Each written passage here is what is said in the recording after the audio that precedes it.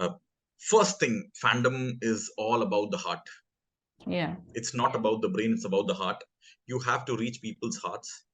Hmm. It doesn't work on math or logic or numbers. It's about, connecting deep, authentic human connections. That's what Hmm. fandom works on. Yeah. So, number two, you can create an experience out of any product or service. You can Hmm. build an experience around any product or service.